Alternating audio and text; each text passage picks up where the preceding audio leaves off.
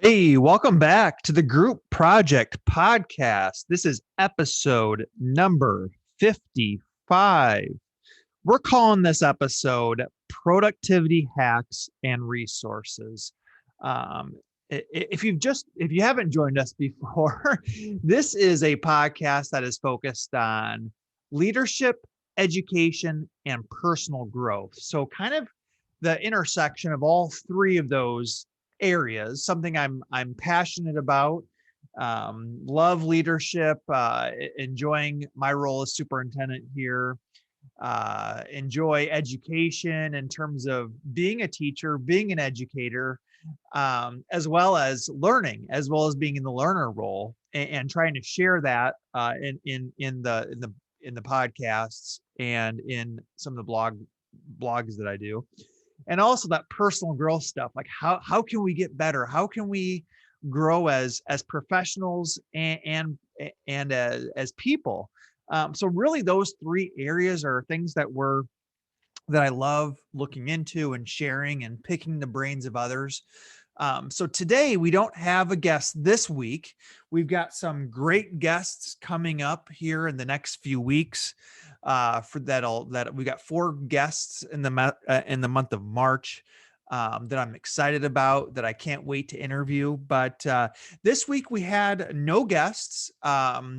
So I figured, you know what, I've been kind of on a roll doing these episodes where I've kind of been talking a little bit about the blog posts and just sharing a few extra ideas. Sometimes it's a little bit easier, saves a little bit of time just to listen to podcasts in your commute, on your workout, while you're washing the dishes or cooking dinner or whatever it might be. So I figured I would kind of summarize 2 of the most recent blog posts that I've done that really talk about productivity.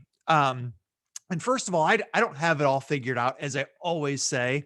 I'm always learning. 5 years from now, I might look back at episode 55 and say, Jared, that was the stupidest stuff you've ever said. Like, how could you think that was effective? So, you're always growing, always improving, and you're always going to look back and say, that was terrible. What am I thinking? But as of right now, I've here's some of the ideas that kind of guide my work. I try to do as much as I can. I found that productivity and doing professional growth is inspiring. It pushes me. I just really enjoy it. I know others of you who are listening are along the same mindset. We have some of those same values. So my goal is to kind of pass along what I've learned over my years of research and refining, and maybe give you a couple ideas that would work for your own personal setting. So I'm going to talk about 2 blog posts here.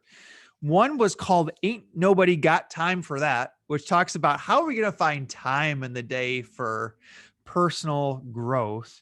And then the second one is called Making Habits Stick, was the second blog post that I did that we're going to reference here. So Ain't Nobody Got Time for That. And then Making Habits Stick.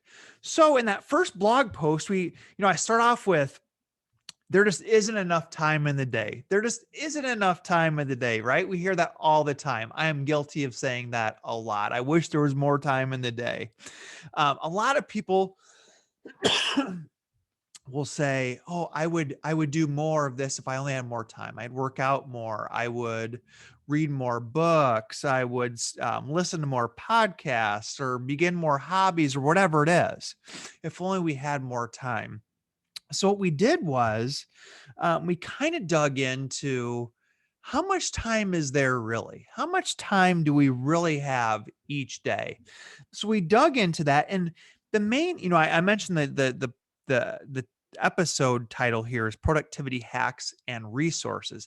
I'm going to tell you which books or which resources I got these out of, because if you're like me, you're probably like, okay, I want to read more of this. I want to hear more of this. I wish prior to my journey along productivity, I knew what resources to look at, because it was a lot of searching. It took me a lot of time to find the right books. to go to the right people, the right experts. So I'm going to try to give you those. So where this whole idea about finding time, it's a book I recently read, and it's an old book. I want to say, I don't know the exact year it was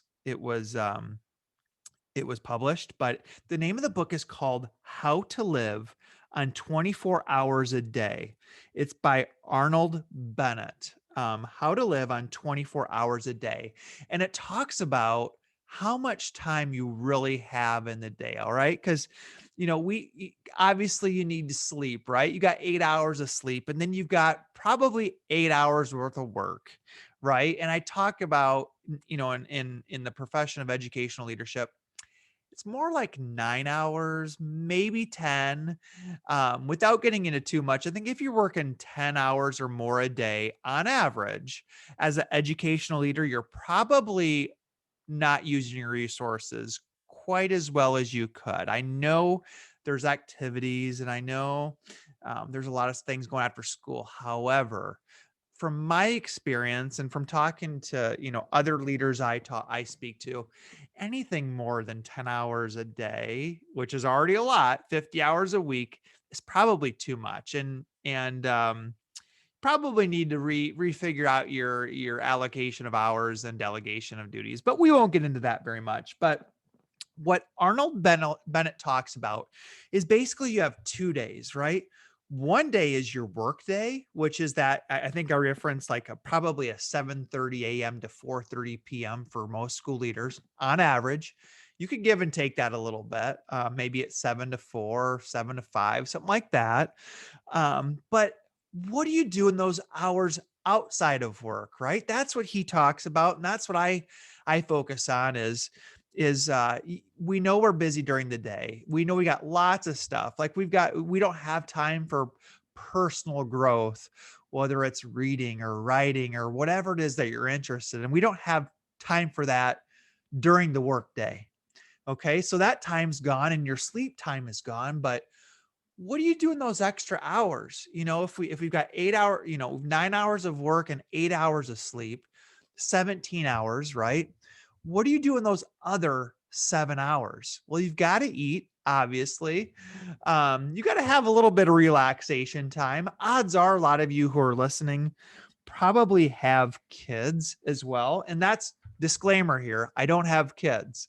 So I don't want you to, I hope you don't turn this off and say, well, he doesn't have kids. I'm not going to listen to him. Okay. I've written these, and I'm thinking about if you have kids, can you still find time to engage in personal growth? And I'm saying there is, and I'm not saying you need to use 3 or 4 hours a night. I'm saying 30 minutes a day, 45 minutes a day. Where can you find that time to improve yourself? So what I write here in the blog post is that most Americans don't realize nearly 2/3 of their life is spent outside of work. And I haven't even mentioned weekends. We're really just focusing on weekdays. So how can people, especially educators who spend their workday preaching the importance of learning, make the most of life when a large majority of their day is squandered? So again, if you've read some of these blog posts before, and this has been a mind shift for me the last 10 years, is I used to be okay with just going to work and then once work was done, my work was over, right? It was time to relax. It was time to watch TV and eat and sleep and have fun. But you know, how, it's important that we use that time outside of work to work on ourselves and to find areas that we're passionate about and that we can improve upon and really live life to the fullest.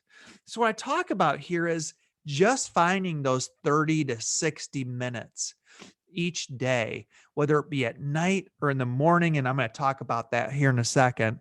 It might not seem like much, just 30 minutes a day, when it's just isolated one time, reading a book for 30 minutes. Like you're only going to get through 20 or 30 pages.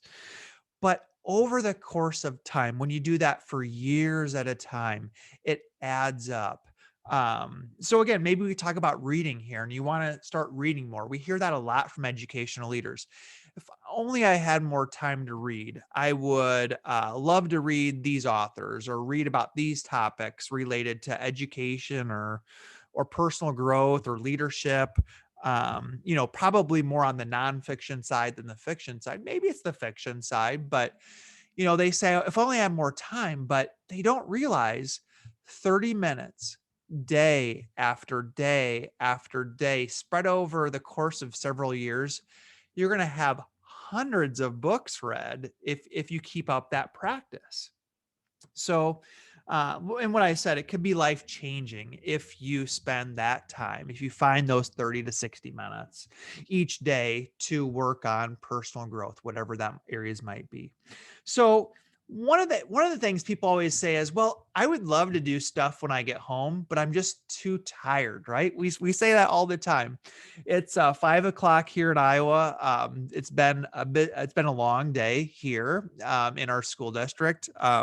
Like I've said before, I usually come into the office about 5:15 in the morning and kind of do emails and plan for meetings, put out fires, make sure there's nothing that needs to be communicated to start off the day. And then I work on that professional growth for an hour and a half and get a quick workout in and then come back to work and then work from 8:30 until now or whatever it might be.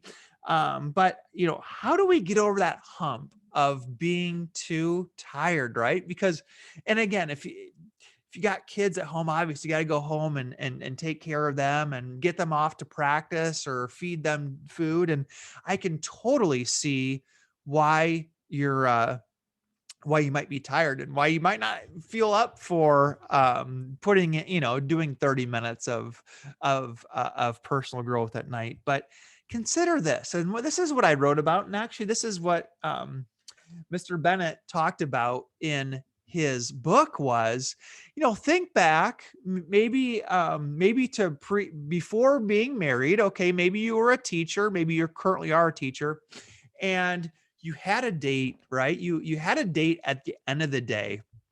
And remember how, in most cases, I hope you were excited that you had that date at the end of the day or at that night. Think about how excited you are those days. Like you've got so much energy and enthusiasm. Like you cannot wait to get through the day and the whole, it's a date you're excited about. And, the day seems to take forever, right? It just takes forever. And then once the day is done, what do? You're not like, oh, I'm so tired. Yeah, I just need to go home and lay down. No, you try to get out of the office or out of the classroom as quick as possible. You run home real quick. You get ready as quick as you can. You're looking at the clock, you're showering up, whatever it might be. You're trying to look good.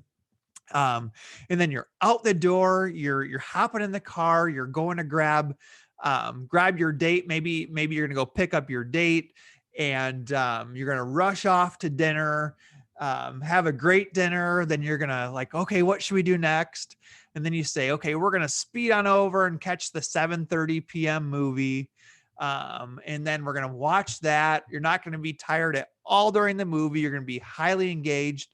The movie is done about 9:15, 9:30. Then it's like, okay, what do we do next? Then we go, well, let's go get some dessert. So you run over to Dairy Queen real quick before the drive-through closes.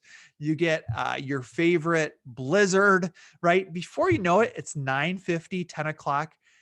Have you thought at all about, man, I'm so tired. I am just exhausted. I can't do anything else. No, because you are super excited and engaged and you have something to look forward to. What I'm saying is that if you've got something that you're excited about, looking forward to, now I'm not saying every time you do personal growth at 8:30 p.m. after the kids go to bed is like that going on those first few dates with your significant other. I'm not saying those are going to have the same level of excitement.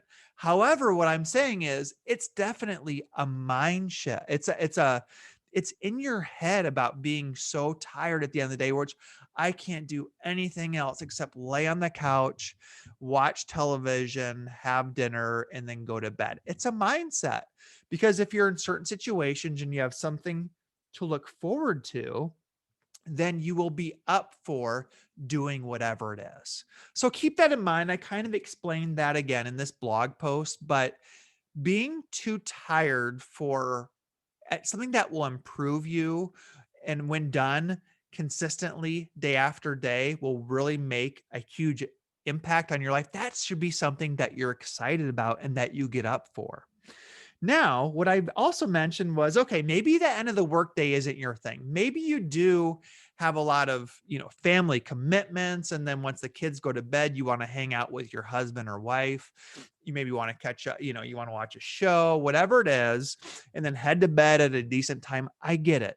So then what I would suggest is, what about the following morning? What about early in the morning? Could you get up 30 minutes early or 45 minutes early and try to do something that would improve yourself? Like I've said, reading, writing, journaling, meditation, working out, whatever it is that's going to make you make you a better person physically, mentally. Like, how can you create that time? One of the best books out there by far is The 5 a.m. Club by Robin Sharma. I've said before, I don't get too into books that tell stories, and the 5 a.m. Club is one of those few that does tell a story. It weaves this story throughout the book, about I won't share too much, but it weaves this story about the importance of waking up early in the morning. So if you're looking for a great book, you've probably heard of it before, The 5 a.m. Club, but I would get that if you're looking at trying to start some morning routines. But what we talk about here is, okay, so maybe nighttime isn't the best. What about mornings?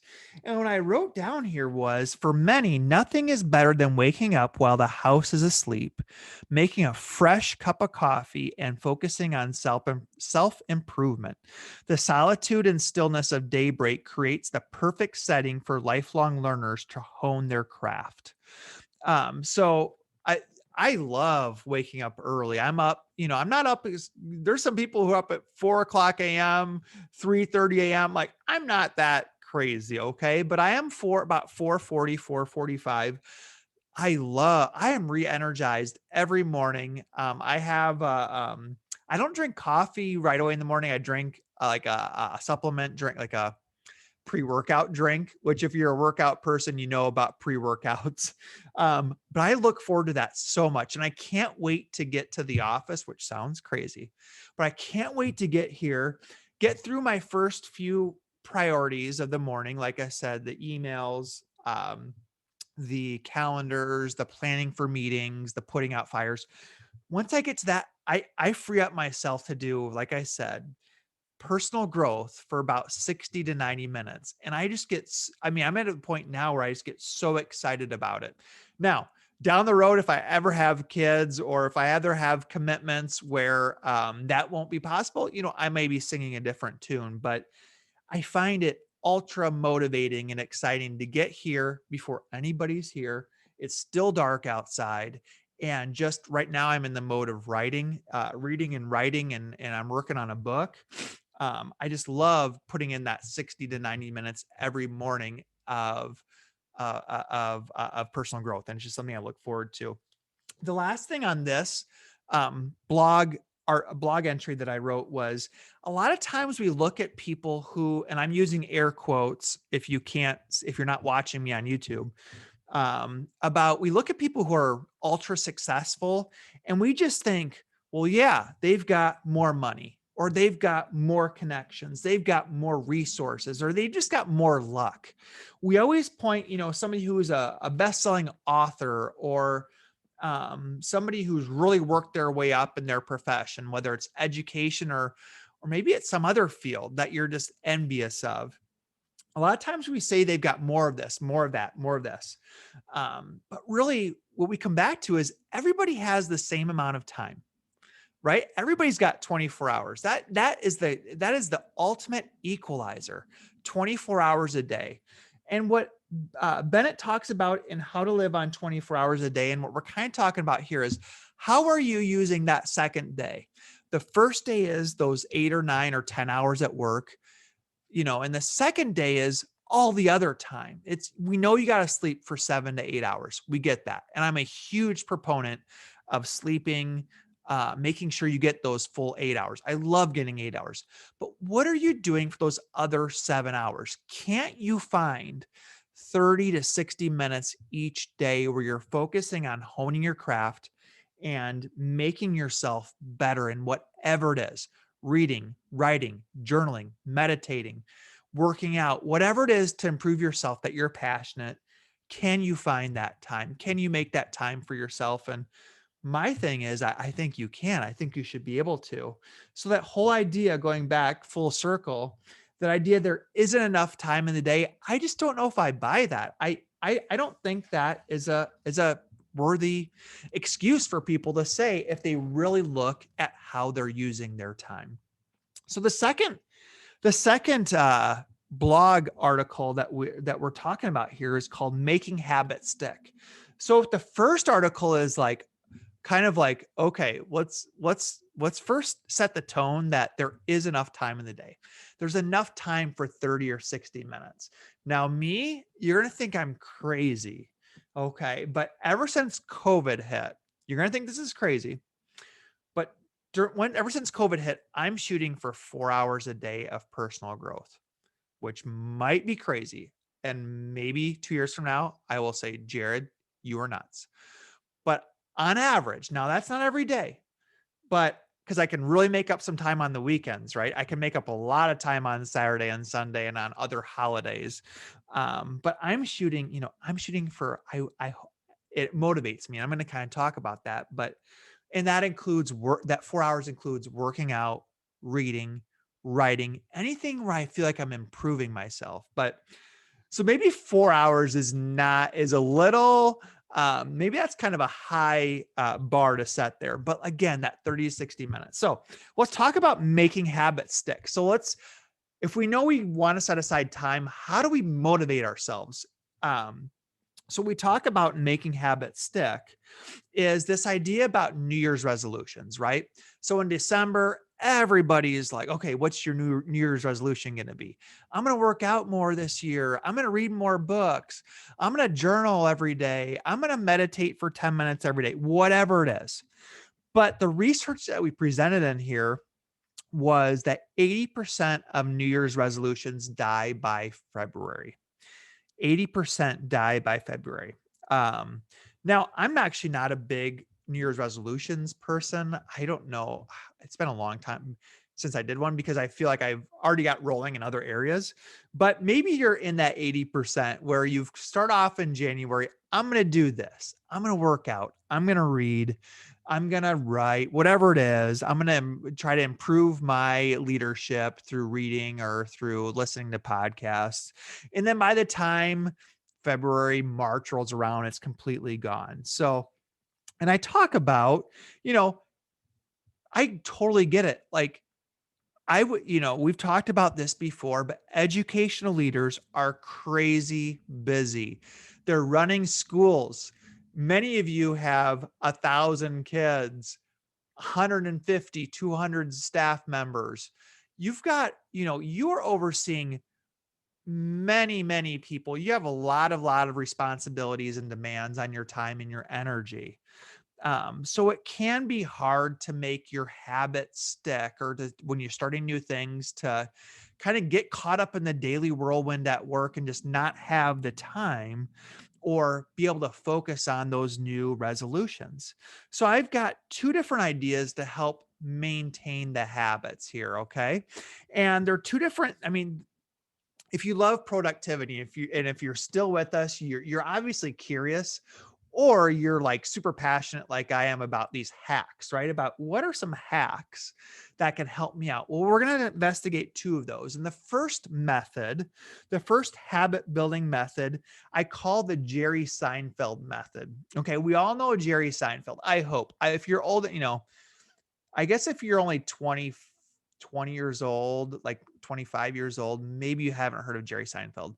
He's got some great shows. Now, maybe I think they're pretty funny. I think anybody 30s, 40s, 50s would find his shows pretty funny. I don't know. Maybe if you're younger, you have a different sense of humor. But years ago, and this was a long time ago, Jerry Seinfeld. So Jerry Seinfeld was a stand-up comedian, right? And I have just enjoyed. I read Jerry's story. I've read Steve Martin's story. Like comedians are they have very fascinating stories because it is not an easy profession to break through in, and it takes patience and perseverance. And it's just they have fascinating stories. If you're looking for a good book, read Steve Martin's autobiography. I think it's called Born Standing Up. It's a really good book. I don't read a ton of biographies. That was good. So Seinfeld, okay, so Seinfeld was asked, what are some tips you have for young performers? Seinfeld said the key to being a better comic was simple. Tell better jokes, right? So he was pushed a little bit further by the interviewer. How does one tell better jokes? Seinfeld said, write jokes every day, even on days when you don't feel like it. So to reinforce the habit, Seinfeld purchased a wall calendar. My understanding, it was like a big wall calendar and each day that he wrote new jokes, that he generated new ideas, that he wanted to get better at his craft, he used this big red X for each day and just crossed off the day and crossed off the days when he wrote new material. Seinfeld said, after a few days, you'll have a chain, right? You'll see X's next to each other. Just keep at it, and the chain will grow longer every day. You'll like seeing that chain, especially when you get a few weeks under your belt. Your only job is to not break the chain. So what Seinfeld is saying is, by seeing these big red X's and by seeing the momentum that he had on the calendar, even on the days when he didn't feel like writing jokes, he saw that calendar and he knew it was a way to motivate himself. Like, I've got to write new jokes. Like, I've already done 2 weeks in a row. I've got 14 X's in a row. I can't let that chain stop. Right. So obviously we're not most of us are not aspiring comedians. So whatever it is, say it is reading. Okay. Let's go back to the reading example. If you have a calendar, maybe it's a journal where you keep track of your X's. I know James Clear, who wrote Atomic Habits, has a similar journal to the Seinfeld method, where you kind of write the X's and you cross off the days where you accomplished your goal. Whatever it is, whether it's a big wall calendar, a journal, or for me, I've got a spreadsheet that I keep track of my habits, which we'll talk about in a minute. However you do that, it can be highly motivating to have that staring you at the face of that calendar of, okay, I've done it for 2 weeks in a row. And those nights when you really don't feel like reading, you'd rather just watch. For me, it'd be watching sports or maybe The Office or some other Netflix show. But if I've got 14 days in a row, I've got those X's there staring at me, it really helps you get over the hump. And okay, I'm going to put in 30 minutes. I really feel like doing something else, but I don't want to let that break that chain. Right. So that's a very simple, the Seinfeld method. And I encourage you, if you want to read more about this, I would just Google search, read this blog post if you'd like, but Google search Seinfeld chain method, and you'll see a ton of articles where this is a very well-known but very simple way of maintaining a habit. The second way of building habits and getting in a routine is I'm calling the Jim Collins method. So Jim Collins is the Good to Great author who I've talked about before. A lot of people have heard of Good to Great, a very famous book in the area of leadership and personal growth. If you haven't read Good to Great, I would definitely add it to your reading list. Jim Collins is awesome. Also, he's got, where I heard about his method from was actually the Tim Ferriss. So Tim Ferriss has is an author. He's also has his own podcast, a very, very popular podcast, very, very popular. And he interviewed Jim Collins. He's interviewed Jim Collins a couple times. So if you want to find this episode, you need to go back to the first episode where he interviewed Jim Collins. I don't know the number of it off the top of my head, but just type in Jim Collins, Tim Ferriss podcast. You'll have it right there where he talks about he calls it a time tracking habit. I'm going to read this for you. So, okay, years ago, the best-selling author, Jim Collins, wanted to start tracking his creative output, which for him was like creating new material, creating something new for him, which was researching and writing. Like he's released a lot of books, and that's where what his creative output was. As a way to track his output, Collins started using a stopwatch to measure the time he spent working on his goals. At the end of each day, Collins opened up a spreadsheet and documented these minutes. Okay, so at the end of each day, and I would encourage you to go back and listen to that podcast episode of Tim Ferriss and Jim Collins if you want to hear more about that.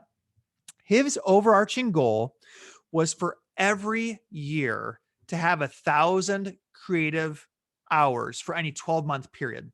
Kind of hard to explain, but he wanted to average 3 hours per day of creative output over the course of a year. On average, you wanted 1,000 hours of creative output. So he felt like in the heart, just like with Seinfeld, even on the days when you don't feel like telling jokes, even on the days or writing jokes, even on the days when you don't feel like researching or writing, how can I be motivated to put in the work? Because I know if I keep putting in the work, eventually I'm going to have some pretty amazing products in the end. So what Collins did, what he found to be hugely motivating was to keep track of his time through the use of a stopwatch. Now, I have actually embraced the Jim Collins method, and I use an app on my phone to keep track of the things that I'm working on. And for me, the things I'm working on are 4 things. I'm working on in terms of personal growth. Working out is 1, reading is the 2nd, the 3rd is writing, and the 4th is updating my website.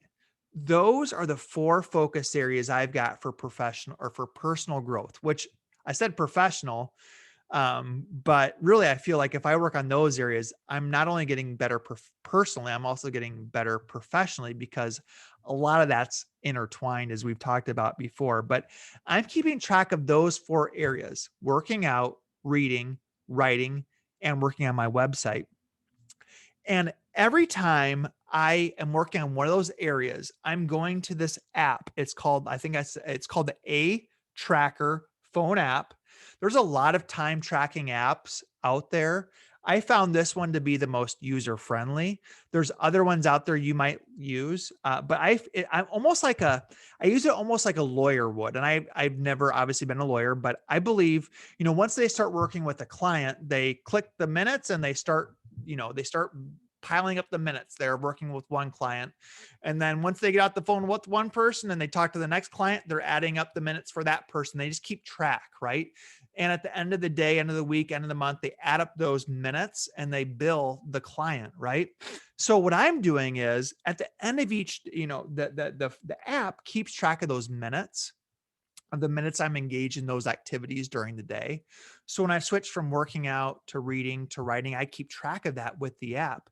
And then at the end of the day, or at the end of the week, and I don't update it daily, but weekly, I will go into my spreadsheet, just kind of like Collins had his spreadsheet, and I will add those minutes in there. And by forcing myself to add those minutes in there and to stare at those numbers just like Seinfeld did with the wall calendar. I'm incredibly motivated to keep those numbers up. And like I mentioned in the blog post, I keep track of the 7-day average, the 30-day average, and the 90-day average. And my goal, I've been doing this for a couple of years now, 2+ years. My goal is never to fall underneath my average. It's always to go higher, right? I never want to start falling below my average. So I don't have the numbers in front of me. I think my averages are like 45 minutes for working out, 40 minutes for reading. I think it's like an hour for writing, another hour for my website. Kind of, I could get into details on those, but I stare at those numbers and it's motivating to me, for a couple of reasons. One, like I mentioned earlier, at the end of a day, sometimes all you want to do is just, and there's nothing wrong with taking some days to relax. Like there's nothing wrong. And I'm talking to ultra productive people already. So please make sure your mental health and your is good and you're relaxed. However, to go years or our whole adult life with not doing some focused work to improve ourselves, what we're saying is that's a waste of your life, right? And that's a very strong statement coming out of my mouth. That sounds very strong, but you're not taking advantage of everything that you've got available to you, in our lives, right? Yeah.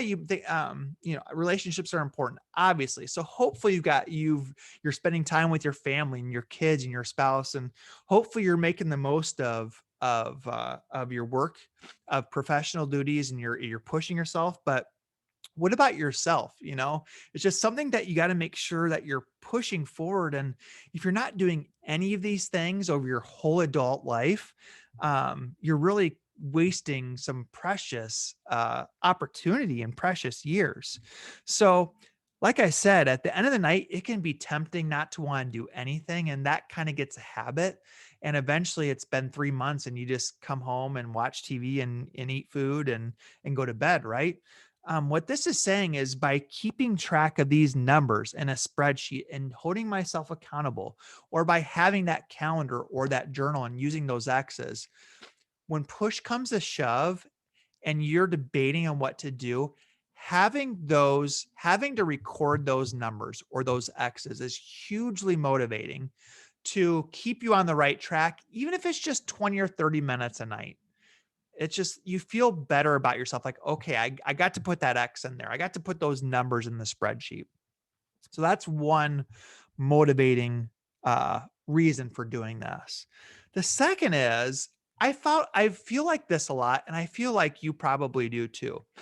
At the end of the week, sometimes I feel like I didn't get anything accomplished, whether it's at work or whether it's at home or personally, in terms of this personal growth. I'm like, I didn't get anything accomplished. And without those numbers, of me keeping those numbers in the A Tracker phone app, sometimes I really start to believe that. I'm like, I didn't do anything. What a waste. And I get down on myself. However, what I found is that if I'm pushing myself every day and I look at those numbers on the weekend, the numbers add up. And so when I look at those numbers on Saturday or Sunday and I plug them into my spreadsheet and I look at them and I kind of reflect on the time I've put in, I suddenly feel a lot better about myself. I'm like, okay, I did do the work. I did put in the work this week. It doesn't feel like it because maybe I had a bad Friday or Saturday and I didn't get anything accomplished, or I was, I just took the days off, whatever it might be. I kind of feel bad. And if you don't have those things written down, sometimes you really feel like I didn't do anything. However, you flip back through the days and you're like, oh, I did put in 3 hours this week of whatever it might be. It makes you feel a lot better. And it kind of, that feeling of inadequacy or discouragement goes away. It's so many times it's helped me where I feel like I had a bad week. And then I actually go back and I look at the averages or look at the time that I completed. And I feel a lot better just by having those recorded, because we just don't do a good job of remembering what we did on certain days. It just starts to blur together, right? There's a lot of research behind that, whether it's time that you are productive, or time, or calories that you ate, or what you did with your time. Like, we really have a bad perception of how we used our time. And that's why it's important to track those things throughout the week. And what I said here was, please, I don't want anybody coming away from this thinking like, oh, Jared says he doesn't waste time. I waste so much time. Like, and I mentioned like college football Saturdays, I am terrible.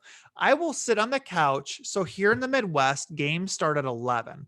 On the East Coast, they start at noon. On the West Coast, you guys start at 9 a.m., which is great. That's early. But here in the Midwest, games start at 11. I have been known to sit on the couch from 11 a.m. until like 10 p.m. watching football for, what's that, 11 straight hours, with getting up to go use the restroom and to eat and to come back and lay on the couch and maybe take a nap.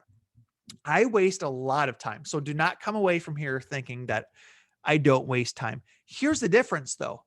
When I've got those minutes, that app or that calendar staring at me saying you need to do something today, before you do anything else, you need to do something.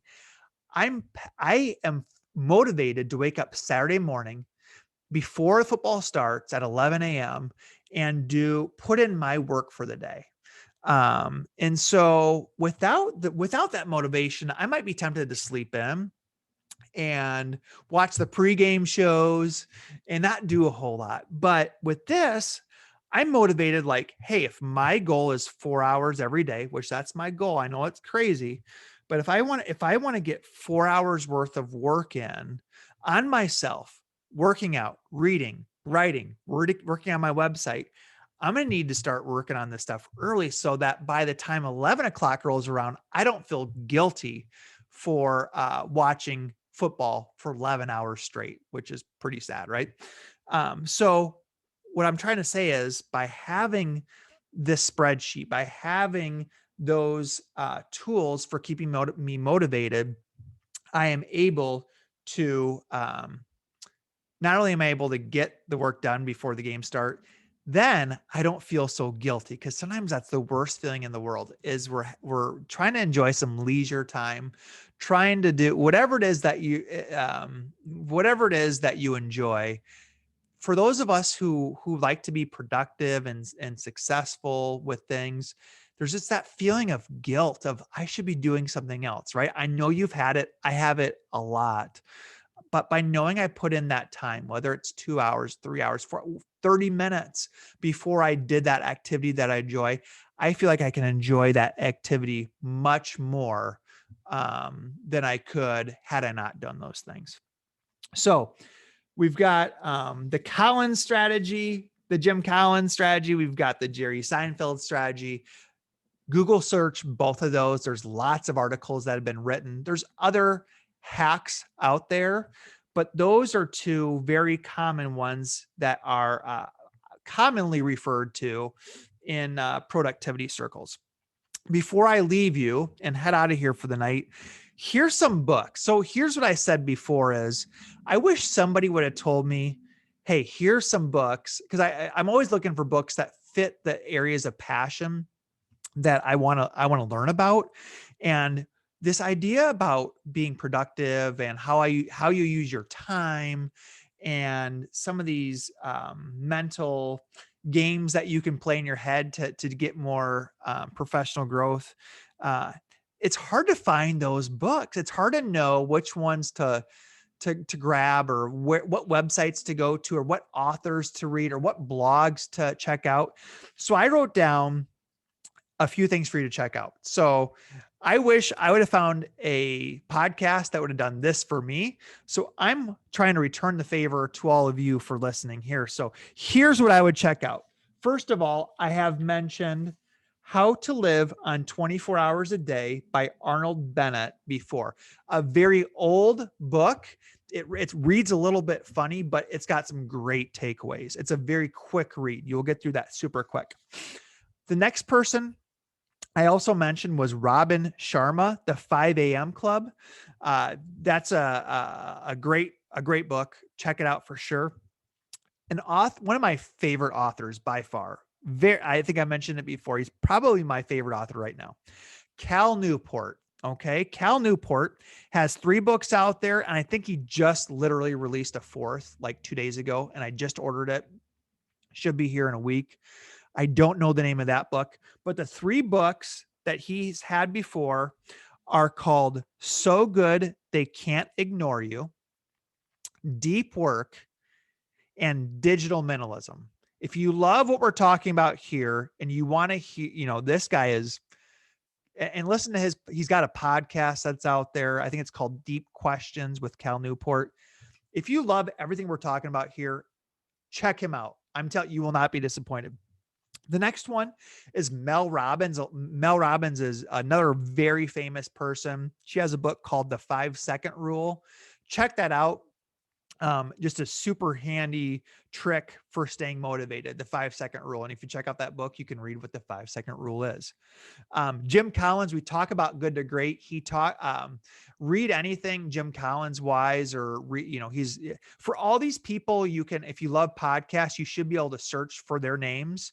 They might not host a podcast, but you can listen to a podcast where they were interviewed. I would do that for any of these people. James Clear, we've talked about him before. My number 1 book, Atomic Habits. He's got an awesome blog, an awesome newsletter. And last but not least, I listed David Allen, who's got a book called Getting Things Done. He's got a whole process for productivity and streamlining your daily processes. I believe for short, Getting Things Done, it's called the GTD process, Getting Things Done, GTD. David Allen is super well known for that. So Cal Newport, Mel Robbins, Robin Sharma, Jim Collins, James Clear, David Allen, and the aforementioned Arnold Bennett. Those are your people to check out. So again, I hope that helps. I hope, what I've learned is I want to say Tim Ferriss, who's another like productivity hack, productivity guru, said, pump out information that you're excited about. And I'm excited about this stuff. He said, not everybody's gonna, not your whole audience is not gonna love every single thing you pump out there. So I know some of the people who are gonna see episode 55, productivity hacks, they're not gonna care. But if you're still with me at this point, this is stuff that you're passionate about. And my goal is to take the best of what's out there. And as a teacher would, teach the high points in 45, 50-minute period. So I can teach you what I've learned. So you don't have to take all of the time that I took trying to figure all this stuff out. So I hope you enjoyed episode 55, another solo episode here. We will have a guest next week. I won't say who that is. We'll keep it as a surprise, but I hope you enjoyed episode 55, which is productivity hacks and resources. If you enjoyed the show, I always encourage you to make sure you subscribe, make sure you download and subscribe, and make sure you leave that 5-star review on Apple Podcasts. I really appreciate it. It only takes you like 30 seconds. So if you're listening on Apple Podcasts right now, just scroll down to the bottom. There should be a rate and review. Click on that.